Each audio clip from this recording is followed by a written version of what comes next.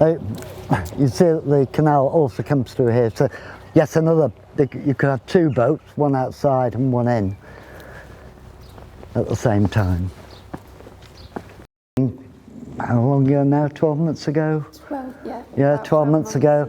Upstairs here was just a series of partitioned off office spaces and a brew room and a toilet. And Canal and Rivers Trust have been using this as their offices for some time. And downstairs they'd had joiners working there doing various repairs for the canals.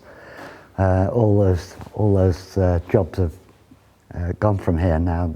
I don't know where they, do we know where they moved them? I don't think so. Ellesmere Port. Ellesmere Port, right, very local. Not. So we wanted one big space. So all the positions have been ripped out, all the wiring and plumbing's gone, and this will become a wellbeing and fitness studio to be rented out to local clubs, anything from ballet through to jiu-jitsu up here. So it'll be a specialised sprung floor for that. There'll be matting available for those activities that require. If you're going to fall, you want a nice bit of matting. But it'll be left as a huge open space, which is excellent. The plan is to put a mezzanine floor along this side, so people can go up a staircase onto that mezzanine floor, look down, view the activities. You know, if you come here with your club and you want to watch, maybe you're not taking part or you want to film what's going on, that'll be the place to do it. So towards the activities up here, we've already got round about 40% bookings of our capacity.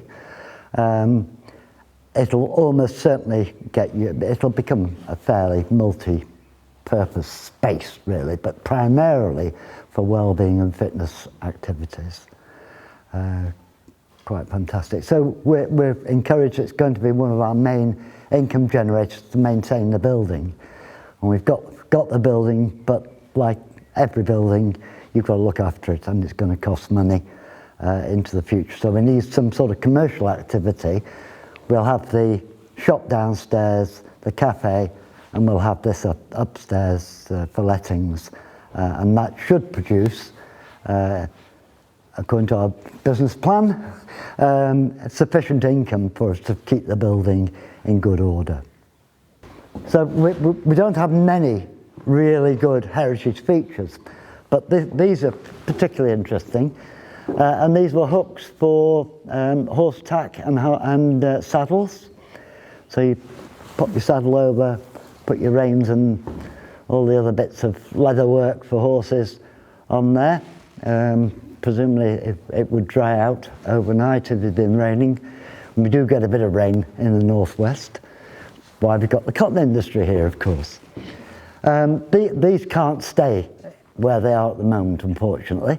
So we're going to move them. We'll record them in location, we'll photograph them, and we'll write a bit of script about them, and we'll move them downstairs into where the heritage shop is going to be. And there'll be great things to actually display stuff on, and we'll still have them. And there'll be a little placard below them saying what they were and where they're from. Okay, so we've also purchased this piece of land going up to number 1 bridge, first bridge on the canal. So we'll have an outside sitting area for cafe users and for other activities as well. It's a really nice little area.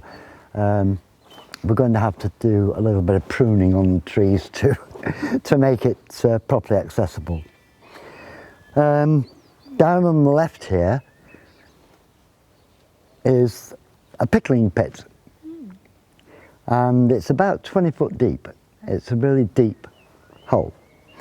And what used to happen was they'd put timbers in there to be, we call it tannalising these days, to weatherproof them so they don't rot away. Let them soak, be treated, and then they could be used on the canal for manufacturing block gates and so forth. There's a little bit of history on this bit out here as well.